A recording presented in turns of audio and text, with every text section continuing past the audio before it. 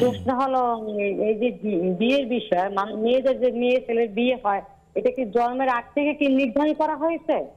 হ্যাঁ, এই একটা। আর দ্বিতীয় প্রশ্ন হলো আমার হুজুর, যে আমার মেয়ে আপনার অনার্সের ফাইনাল ইয়ার, তাকে আমরা পছন্দ করে এক জায়গায় বিয়ে দেবো ঠিক করেছি, কিন্তু মেয়ের পছন্দে বিয়ে হয়েছে।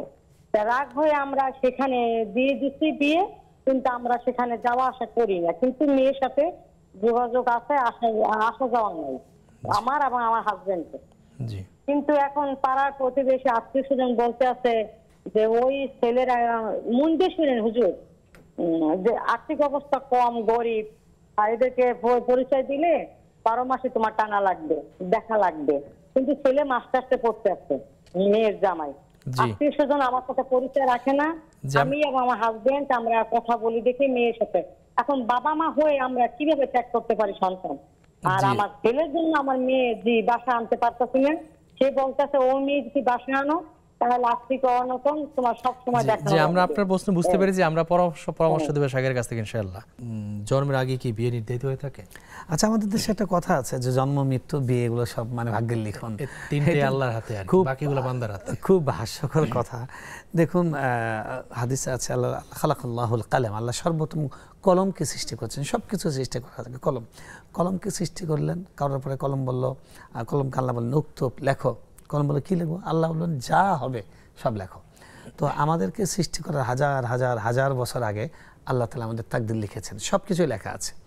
তো সুতরাং ওই জন্ম লেখা আছে, মৃত্যু লেখা আছে, সন্তান কার হবে কার হবে না, তাকদীর সম্পর্কে সঠিক আকীদা না থাকার কারণে আমাদের এরকম প্রশ্ন এবং আরো অনেক অযাচিত প্রশ্ন আছে। এজন্য কিন্তু তাকদীর সম্পর্কে আমাদের জ্ঞান অর্জন করা উচিত, আকীদা শেখা উচিত। প্রত্যেকের উচিত ফরজে আইন জ্ঞান অর্জন করা, সেটা হলো আকীদার জ্ঞান অর্জন করা। আমরা বলব ডক্টর আব্দুল্লাহ জাহাঙ্গীর রহমতুল্লাহ বইগুলো আছে, আপনি মুসলমানি নেসাব এই বইটা কেনেন, পড়েন, খুব সরল লেখা। আল ফিকুল আকবর পড়েন, তো পড়ে জ্ঞান অর্জন করা উচিত।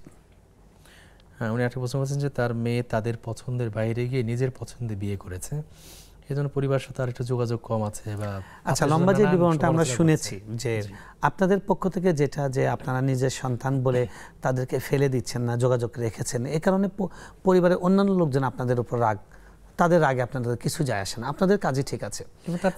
কথা হলো যে হ্যাঁ, আপনার ছেলেও পছন্দ করছে না, ছেলের না পছন্দ করা এটাকেও থাকতে দেন, কিন্তু সম্পর্ক কাটাকাটির পর্যায়ে নিয়ে না, কারণ তারা একটা অন্যায় কাজ করেছে, সেই অন্যায়ের প্রতি একটা মিনিমাম প্রতিবাদ, একটা সাধারণ প্রতিবাদ, কিন্তু সম্পর্কটা ছেদ করবেন না, কারণ সম্পর্ক ছেদ করলে তাদের কোনো ইবাদত কবুল হয় না।